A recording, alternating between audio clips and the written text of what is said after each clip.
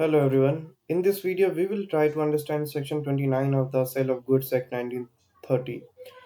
इसको हिंदी में रीड करेंगे, then we will try to read it in English, and then we will try to understand what this section actually wants to say. संयुक्त स्वामियों में से एक द्वारा विक्रय, ये तो है 28-29वां करना है ना।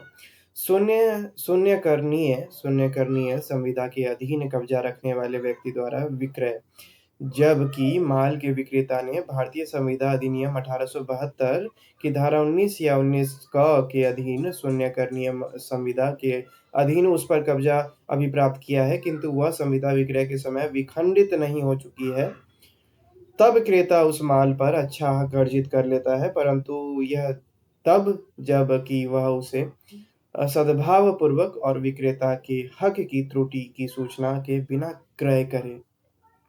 Now in English, sell by person in possession under voidable contract.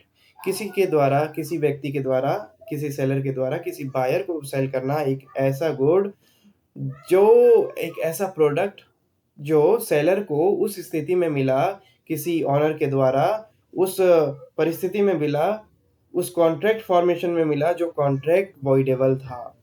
Example के थ्रू क्लैरिफिकेशन बढ़ जाएगी, मैं समझाऊंगा। ये तो टाइटल है, उसके बाद इसको अंदर देखते हैं क्या कहता है ये।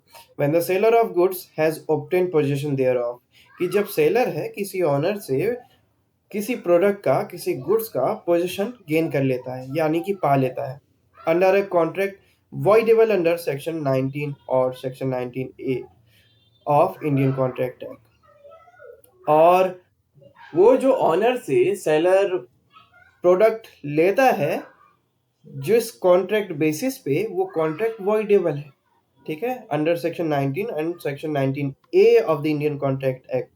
वॉइडेबल किस परिस्थिति में हो सकता है? मान लीजिए फ्रॉडुलेंटली या फिर चीट करके वो पोजीशन जो है गेन किया गया हो। एग्जाम्पल के थ्रू समझाता हूँ।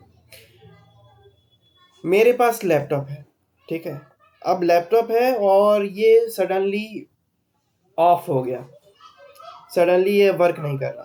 मैं जाता हूँ शॉपकीपर के पास, एक रिपेयर शॉप पे जाता हूँ मैं, और मैं कहता हूँ कि see this is my laptop and it is not working now. वो कहता है कि अरे इसका तो ड्राइवर ही उड़ गया है, इसका मदरबोर्ड खराब हो गया है। जबकि इशू क्या था? एक छोटा सा फॉल्ट था इसमें, चार्जर प्लग में इसका फॉल्ट था, और वो अगर हो जाता तो ये ठीक हो जाता। तो उसने मुझे कुछ और बताया।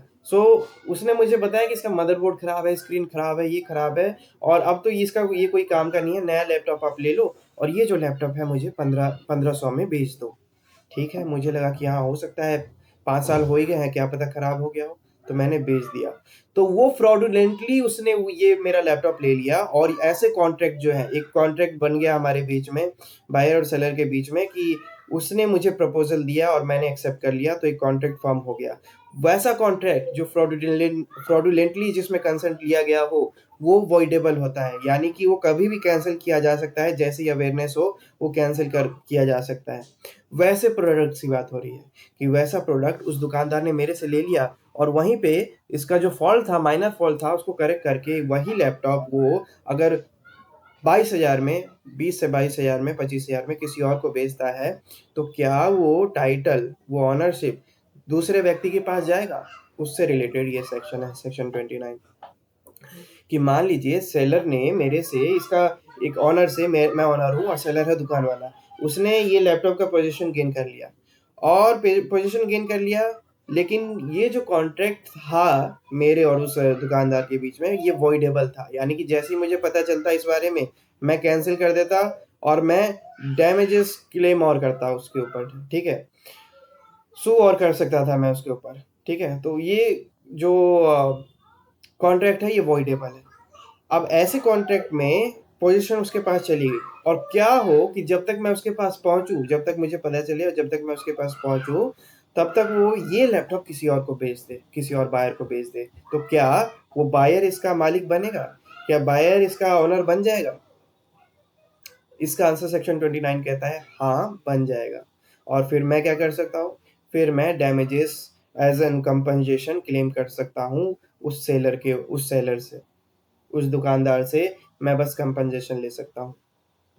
This is what section 29 is saying, where the seller of good has obtained, where the seller of goods has obtained possession, कि जहाँ सेलर जो है उस गुड का पोजीशन गेन कर लेता है, और वो जो कॉन्ट्रैक्ट उनके बीच में हुआ था वो वॉइडेबल है अंडर सेक्शन 19 और section 19A of the Indian contract act 1872, ठीक है। But the contract has not rescinded at the time of the sale, but वो कॉन्ट्रैक्ट जो है वो रिजाइन नहीं हुआ था, यानी कि कैंसिल नहीं हुआ था, यानी कि मुझे पता नहीं चला था, ठीक है। और पता नहीं चला था, जब तक मुझे पता नहीं चलेगा तब तक कैंसिल नहीं होगा, लेकिन वॉइडेबल तो है, उसको कभी भी मैं कैंसिल कर सकता हूँ, कभी भी, कब, जब मेरे को पता चले, लेकिन अभी तक मुझे नहीं पता चला है। तो नहीं पता चला है, और वैसे में वो बायर उस प्रोडक्ट को खरीद लेता है। Buyer acquires a good title of that good, कि बायर जो है उसका टाइटल ले लेता है आफ्टर परचेजिंग।